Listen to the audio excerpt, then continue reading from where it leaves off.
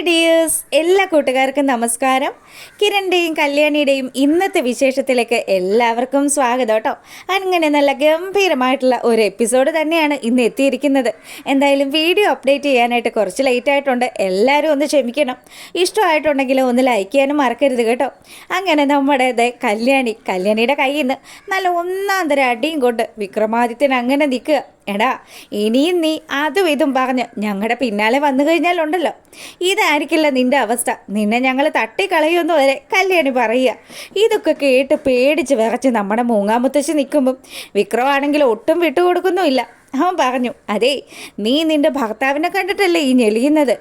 അങ്ങനെ നിനക്ക് അധികം നാൾ ഞെളിയേണ്ടി വരില്ലടി. ഈ ഞാൻ ആരാണെന്ന് നിനക്കറിയാമല്ലോ. ഞാനൊരു ക്രിമിനലാണെന്നുള്ള കാര്യം നീ മറന്നു പോയോന്ന് ചോദിക്കുക. എടാ ചെറുക്ക, നിന്നോട് ഇനി ഒന്നും സംസാരിക്കാൻ നേരമില്ല എന്ന് പറഞ്ഞ് നിൻ്റെ അച്ഛനെ കൊണ്ടുപോയി ഈ പാട് കാണിക്കണമെന്ന് പറഞ്ഞ് നമ്മുടെ കല്യാണം അവിടെ നിങ്ങൾ പോരുക. പിന്നീടാണെങ്കിലോ നമ്മുടെ ലക്ഷ്മിയമ്മയും കാർത്തികയും കൂടി അവരാ വീട്ടിലിരുന്ന് ഇങ്ങനെ സംസാരിക്കുക. എങ്ങനെ വന്നാലും ഇനി ഞാൻ ചെന്നൈയിലേക്ക് മടങ്ങി പോവുകയാണെങ്കിൽ മോളുടെ കാര്യത്തിനൊരു തീരുമാനമാക്കണം. അമ്മ എന്താ അമ്മ ഈ പറയുന്നത്? എനിക്ക് ഒരിക്കലും ഒരാളുടെ കീഴിലും ജീവിക്കാൻ താല്പര്യമില്ല. എൻ്റെ മോളെ, നീ അങ്ങനെയൊക്കെ പറഞ്ഞാൽ നിൻ്റെ ഭാവി അത് പോവില്ലേ മോളെ? ഞാനിനി എത്ര കാലമെന്ന് പറഞ്ഞാൽ നിൻ്റെ ഒപ്പം ഉണ്ടാവുന്നത്? അമ്മ, ഒരിക്കലും ആരൊക്കെ എൻ്റെ ഒപ്പം ഉണ്ടെങ്കിലും എൻ്റെ അമ്മയുടെ ഒത്രം വരുമോ ആ ആൾക്കാരൊക്കെ? മോളെ, നീ അങ്ങനെയൊന്നും പറയരുത്. നിനക്കിവിടെ കല്യാണിയും കിരണും അതുപോലെ നിൻ്റെ സഹോദരങ്ങളും ഒക്കെ ഉണ്ട്. എന്നാലും അതൊന്നും അല്ലല്ലോ മോളെ ജീവിതം. നിനക്ക് മാത്രമായിട്ട് നിന്നെ സ്നേഹിക്കുന്ന നല്ലൊരു ചെറുപ്പക്കാരൻ നിൻ്റെ ജീവിതത്തിലേക്ക് വരണം.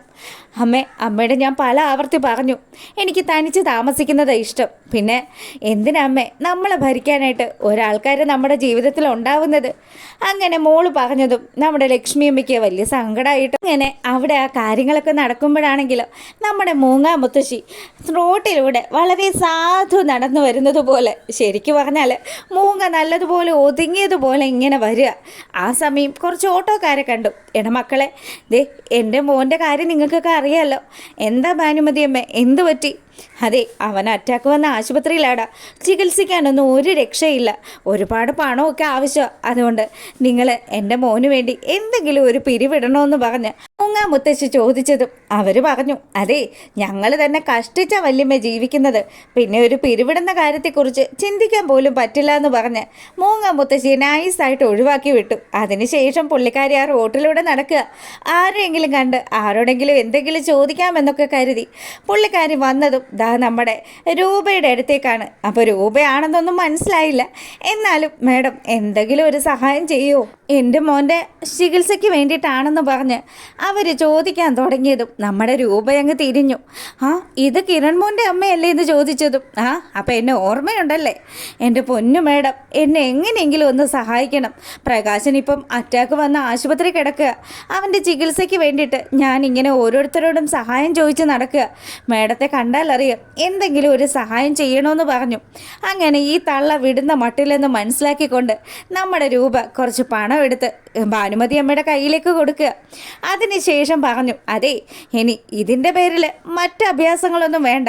പിന്നെ മോളുടെ വീട്ടിൽ എന്തെങ്കിലും ഒരു ജോലിക്ക് ആരെങ്കിലുമൊക്കെ ആവശ്യമാണെങ്കിൽ മോൾ എന്നെ വിളിക്കാൻ മറക്കരുത് എന്നും പറഞ്ഞ് ഭാനുമതി അമ്മ വലിയ കാര്യത്തിന് സംസാരിച്ചതും, ഇനിയൊരു ജോലിക്കാരി എടുക്കുന്നുണ്ടെങ്കിൽ അതൊരിക്കലും നിങ്ങളായിരിക്കില്ല. നിങ്ങൾ എൻ്റെ മോളെ കണ്ണീര് കുടിപ്പിച്ചതൊന്നും ഞാൻ മറന്നു പോയിട്ടില്ല എന്ന് പറഞ്ഞ് ആട്ടി ഓടിക്കുകയാണ് രൂപ. അങ്ങനെ നമ്മുടെ വിക്രമാദിത്യൻ എന്തായാലും ആ ദീപ എന്ന് പറയുന്ന തൻ്റെ സ്വന്തം അമ്മയ്ക്കിട്ട് ഒരു പണി കൊടുക്കണം. അവരിങ്ങനെ പോയാൽ ശരിയാവില്ലല്ലോ. ഇതൊക്കെ ആലോചിച്ചുകൊണ്ട് നടക്കുമ്പോഴാണ് രാജപ്പൻ്റെ മുന്നിൽ വന്ന് പെടുന്നത്. രാജപ്പൻ അവനെ തടഞ്ഞു നിർത്തി. എടാ, ആ 17 ലക്ഷം രൂപ നീ എപ്പോൾ തരും? ഏത് 17 ലക്ഷം രൂപ? നിൻ്റെ അച്ഛനോട് ഞാൻ ചോദിച്ചു. അവനെ കൈമലത്തി കാണിക്കുകയാണ് ചെയ്തത്. അതുകൊണ്ട് എനിക്ക് എൻ്റെ പൈസ ഇപ്പം കിട്ടണം. അല്ലെങ്കിൽ നീ എപ്പോൾ തരുമെന്ന് പറയണം. എടോ, ഞാൻ തന്നോട് കാശൊന്നും വാങ്ങിച്ചിട്ടില്ല ല്ലോ. ആ കാശ് തരേണ്ട ആവശ്യം എനിക്കില്ല എന്ന് പറഞ്ഞു.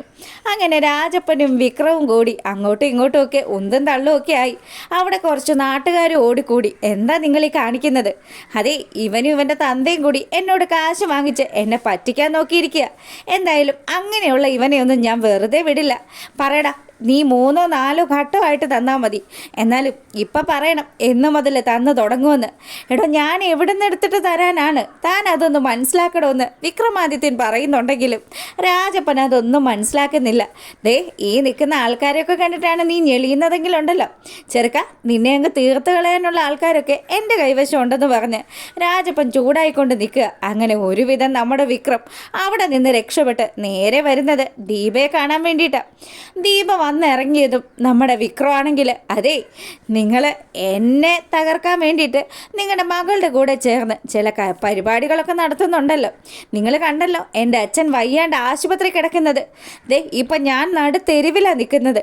എല്ലാത്തിനും കാരണക്കാരി നിങ്ങളാണ്. മകനെ പച്ചയോടുകൂടി കത്തിച്ച സ്ത്രീയാണ് നിങ്ങളെന്നൊക്കെ പറഞ്ഞ് അവൻ ചൂടാക്കാൻ തുടങ്ങിയതും ദീപയാണെങ്കിലോ, മാറി നിൽക്കടാ, നീ എങ്ങോട്ടേക്ക് കയറി വരുന്നത്? ദേ, ഇതേ എൻ്റെ മോളുടെയും മരുമോൻ്റെയും വീടാ. അതൊക്കെ അറിഞ്ഞോണ്ടാ പെണ്ണുപിള്ളേ ഞാൻ ഇങ്ങോട്ട് വന്നത്. ദേ, ഇപ്പോൾ ഉണ്ടല്ലോ, ഞാൻ നിങ്ങളെ എൻ്റെ അമ്മയായിട്ട് പോലും കാണുന്നില്ല. അതുകൊണ്ട് തന്നെ എനിക്ക് നിങ്ങളെ എന്തും ചെയ്യാം. എനിക്കിപ്പോൾ നിങ്ങളോട് യാതൊരുവിധ ഫീലിങ്സും ഇല്ല. നിങ്ങളുണ്ടല്ലോ, എനിക്ക് ഏതോ ഒരു സ്ത്രീ, അത്ര മാത്രമേ ഉള്ളൂ.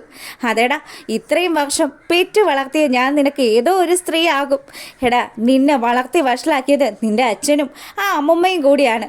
നിങ്ങൾ എന്താ പറയുന്നത്? എൻ്റെ അച്ഛനെക്കുറിച്ചല്ലേ നിങ്ങൾ പറയുന്നതെന്ന് പറഞ്ഞ് ദീപയുടെ കഴുത്തിന് കുത്തിപ്പിടിക്കുകയാണ് വിക്രം. ഈ സമയമാണെങ്കിൽ വിടടാന്ന് പറഞ്ഞ് ദീപ സർവ്വശക്തിയും എടുത്ത് വിക്രമാദിത്യനെ അങ്ങ് തള്ളി താഴെയിട്ടു. വിക്രമാണെങ്കിൽ നേരെ പോയി വീഴുന്നത് അവിടെ ആ ഒരു സെറ്റിയിലേക്കാണ്. അങ്ങനെ അവൻ അവിടെ കിടന്നതും, നിങ്ങൾ എന്താ എന്നെ കാണിച്ചതെന്ന് ചോദിച്ച് ചാടി ഇങ്ങോട്ട് എഴുന്നേറ്റു. അതേ, നിങ്ങൾ ഇങ്ങനെയാണ് എന്നോട് കാണിക്കുന്നതെങ്കിൽ നിങ്ങളുടെ കാര്യത്തിന് ഇന്ന് തന്നെ ഒരു തീരുമാനമാക്കണമല്ലോ. ആ കല്യാണി എന്ന് പറയുന്നവളുണ്ടല്ലോ, അവൾ വരുന്ന സമയത്ത് നിങ്ങളിവിടെ മരിച്ചു കിടക്കുന്നതാണ് കാണേണ്ടത്. നിങ്ങൾ ചത്തുപോയാലും എനിക്ക് ഒരു തരി പോലും സങ്കടം ഉണ്ടാവില്ല എന്ന് പറഞ്ഞ് വിക്രം നേരെ വന്നിട്ട് നമ്മുടെ ദീപയെ ഒരു തള്ളു വെച്ച് കൊടുക്കുക. അപ്പം ദീപ ആ ഒരു വീണ വീഴ്ചയിൽ ശരിക്കും അടിപെട്ടത് പോലെ തന്നെ ആയി. വിക്രം ആണെങ്കിൽ, അവിടെ കിടക്ക്, എന്നോട് കളിച്ചാലുണ്ടല്ലോ ഇതായിരിക്കും അനുഭവം. നിങ്ങൾ എന്താ കരുതിയത്? ദേ, ഇത്രയും കാലവും നിങ്ങൾ പറയുന്നതൊക്കെ കേട്ട് ഞങ്ങളൊക്കെ മിണ്ടാതെ ഇരുന്നതേ ഞങ്ങൾക്ക് സംസാരിക്കാൻ അറിയാൻ പാടില്ലാത്ത കൊണ്ടൊന്നും അല്ല. ഇതെവിടെ വരെ പോകുമെന്ന് ഞാൻ നോക്കിയതാ. ദേ, നിങ്ങൾ പറഞ്ഞത് ശരിയാ. അച്ഛനും എൻ്റെ അമ്മുമ്മയും കൂടി തന്നെ എന്നെ വഷളാക്കിയതെന്ന് കൂടി വിക്രം പറഞ്ഞു.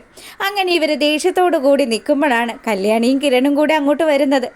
അവരിതാ നമ്മുടെ ദീപ നിലത്ത് വീണ് കിടക്കുന്ന കാഴ്ച കണ്ട് കല്യാണി ഓടി വന്ന്, അമ്മേ, എന്താ അമ്മ പറ്റിയത്? ഇവൻ എൻ്റെ അമ്മയെ എന്താ അമ്മ ചെയ്തതെന്ന് ചോദിച്ച് വിക്രത്തെ അങ്ങ് പൊതിരെ തല്ലാൻ തുടങ്ങി. വിക്രം ആണെങ്കിൽ മാറടി എന്ന് പറഞ്ഞ് അവളെയും തള്ളി മാറ്റാൻ ശ്രമിക്കുന്നുണ്ടെങ്കിലും നമ്മുടെ കിരൺ അവിടെ ഇടപെടുകയാണ്. അങ്ങനെ കിരണിൻ്റെ കയ്യിൽ നിന്ന് വീണ്ടും വീണ്ടും വിക്രമാദിത്യൻ തല്ലുകൊണ്ടേയിരിക്കുകയാണ്. അപ്പം ഇവനാണെങ്കിൽ അടി കൊണ്ട് ഇവിടെ ഇങ്ങനെ നിൽക്കുന്നതും കല്യാണിയെയും കിരണിനെയും ഒക്കെ വെല്ലുവിളിക്കുകയൊക്കെ ചെയ്യുമ്പോഴത്തേക്കിനും നമ്മുടെ സരയും അപ്പുറത്ത് ആ ജനാലയിലൂടെ ഈ കാഴ്ചകളൊക്കെ കാണുകയാണ്. അപ്പം ഇതാണ് ഇവിടെ നടക്കുന്നത്. എന്തായാലും ഇവനെ ഒതുക്കാൻ വേണ്ടിയിട്ട്, ഈ കിരണിനെ ഒതുക്കാൻ വേണ്ടിയിട്ട് ഈ വിക്രം എന്ന് പറയുന്നവനെ ആയുധമാക്കണം. അവൻ്റെ പെങ്ങളെ വെല്ലുവിളിക്കുന്ന വിളി കേട്ടല്ലോ. അങ്ങനെയൊക്കെ നമ്മുടെ സരയു വളരെ സന്തോഷത്തോടു കൂടി ഈ കാഴ്ചയൊക്കെ കണ്ടു നിൽക്കുക. ഈ സമയം ആട്ടിയിറക്കി നമ്മുടെ വിക്രത്തിനെ മുറ്റത്ത് നിർത്തുക. വിക്രം അവിടെ നിന്നും വെല്ലുവിളികളൊക്കെ ഗംഭീരമായിട്ട് നടത്തി. അങ്ങനെ ദേ, നിങ്ങളെ ഉണ്ടല്ലോ ഞാൻ കാണിച്ചു തരാം. നിങ്ങൾ ജീവനോട് കൂടി ഇരിക്കുമ്പം നിങ്ങളുടെ മകൻ്റെയും നിൽക്കുന്ന നിങ്ങളുടെ മകളുടെയും ചിത കത്തിക്കുന്നത്, എടാ, നിന്നെ കൊണ്ട് ചെയ്യാൻ പറ്റുന്നതൊക്കെ നീ ചെയ്യ്. നീ ഉണ്ടല്ലോ, നീ വെറും സാധുവാണ്, നിന്നെ തട്ടാനൊന്നും അധികം നേരം വേണ്ടിടാന്നൊക്കെ പറഞ്ഞ് കിരൺ അവനെ ചവിട്ടിക്കൂട്ടി മടക്കി വിടുകയാണ്. അപ്പം വിക്രം അങ്ങനെ ആ ഒരു കലിപ്പിൽ പോകുന്നത് നേരെ നമ്മുടെ സരയുടെ അടുത്തേക്ക്. സരയുവാണെങ്കിൽ നമുക്ക് 2 പേർക്കും ഉള്ള ശത്രുവാണ് കിരണും കല്യാണിയും. അതുകൊണ്ട് തന്നെ നമുക്ക് അവർക്കെതിരെ ഒന്ന് ഒരുമിച്ച് നിന്നാലോ. അങ്ങനെ ആ ഒരു ഡീലിന് കുറച്ച് പണച്ചിലവൊക്കെ ഉണ്ടാവും മാഡം. എന്നാലും സാരയില്ല സരയു, നമുക്കങ്ങ് ഒരുമിച്ച് നിൽക്കാം. ഇപ്പം നമ്മുടെ ആ ഒരു ശത്രുക്കൾ ആ കല്യാണി കണ്ണുനീര് കുടിക്കുന്നതാണ് എനിക്ക് കാണേണ്ടത്. നിനക്കറിയാവോ, അത്രമാത്രം അവൾ എന്നെ സങ്കടപ്പെടുത്തിയിട്ടുണ്ടെന്ന് സരയു പറയുക. ഇത് കേട്ടതും വിക്രമാണെങ്കിൽ വലിയ സന്തോഷത്തിൽ ആ ഡീലിന് ഓക്കെ പറഞ്ഞു പോരുന്നു. പിന്നീട് നമ്മുടെ മൂങ്ങാ മുത്തശ്ശിയാണെങ്കിൽ പ്രകാശൻ്റെ അടുത്തേക്ക് വരിക. എടാ മോനെ, നിന്നെ വാർഡിലേക്ക് മാറ്റിയത് എന്തായാലും നന്നായി. ദേ, അമ്മ ഒട്ടും പ്രതീക്ഷയില്ല നിന്നെ വാർഡിലേക്ക് മാറ്റുമെന്ന്. ഇനിയിപ്പോൾ അധിക ദിവസം ഇവിടെ കിടക്കേണ്ടി വരില്ലല്ലോ. എന്തായാലും സമാധാനമായി മോനെ. ദേ, ഇന്ന് നിനക്ക് വേണ്ടിയിട്ട് കുറച്ച് പണം ഇവിടെ അടക്കാനും പറ്റി. അതിന് അമ്മയ്ക്ക് എവിടെ നിന്നാണ് കാശ് കിട്ടിയത്? എൻ്റെ മോനെ, എന്ത് ചെയ്യാനാടാ, ഞാൻ ആൾക്കാരുടെ മുന്നിൽ ഇപ്പം കൈ നീട്ടുക. അമ്മ എന്തൊക്കെയാ അമ്മ ഈ കേൾക്കുന്നത്? മോനെ നിന്നെ ഇവിടെ നിന്ന് ഇറക്കണ്ടേ? അതല്ലാണ്ട് ഞാൻ നോക്കിയിട്ട് മറ്റൊരു മാർഗ്ഗവും ഇല്ല. എല്ലാത്തിനും കാരണക്കാരി ആ കിരണും കല്യാണിയും ഒക്കെ ആണെന്ന് പറഞ്ഞ് നമ്മുടെ മൂങ്ങാ മുത്തശ്ശി പഴി പറയുന്നുണ്ടെങ്കിലും ആ വിക്രമാണെങ്കിൽ ആ സമയം അങ്ങോട്ടേക്ക് വരുന്നത് കൊണ്ട് തന്നെ ദേ വരുന്നു, ജില്ലാ കളക്ടർ വരുന്നുണ്ട്. കണ്ടില്ലേ, കളക്ടറുടെ പദവിയായിരുന്നു. ദേ അമ്മുമ്മ, ഒരു കാര്യം ഞാൻ പറഞ്ഞേക്കാം, എന്നെ കളിയാക്കരുതെന്ന് ഞാൻ അമ്മുമ്മയോട് 1000 തവണ പറഞ്ഞിട്ടുണ്ട്. ഇപ്പോഴാണെങ്കിൽ എനിക്ക് എന്നെ പോലും പിടിക്കാതെ നിൽക്കുകയാണെന്ന് പറഞ്ഞ് വിക്രം ദേഷ്യത്തോടു കൂടി നമ്മുടെ മൂങ്ങയുടെയും പ്രകാശിൻ്റെ അടുത്തേക്ക് വന്നു. അതിനുശേഷമാണെങ്കിലോ, അതെ നിൻ്റെ അച്ഛൻ ഈ കിടക്കുന്ന കിടപ്പ് കണ്ടോ അച്ഛ, അതിനുള്ള ഒരു സമാധാനപരമായിട്ടുള്ളൊരു കാര്യം ഞാൻ ചെയ്യാൻ പോവാണ്. ആ കല്യാണിയെ കൊല്ലാൻ വേണ്ടിയിട്ട് ചില പദ്ധതികൾ ഞാനും സരിയും ചേർന്ന് പ്ലാൻ ചെയ്തിട്ടുണ്ട്. എന്തൊക്കെയാ മോനെ നീ പറയുന്നത്? അതെ അതെ അമ്മുമ്മേ, അധികം താമസിക്കാതെ അമ്മുമ്മയ്ക്കൊരു സന്തോഷ വാർത്ത കേൾക്കാം. ആ കല്യാണി ചത്തു മലച്ചു എന്നുള്ള വാർത്ത. ഒന്നെങ്കിൽ അവൾ അല്ലെങ്കിൽ അവൻ. കല്യാണിയും അതുപോലെ കിരണും ഒക്കെ ആ സരയുടെയും രാഹുലിൻ്റെയും ഒക്കെ ശത്രുക്കളാണല്ലോ.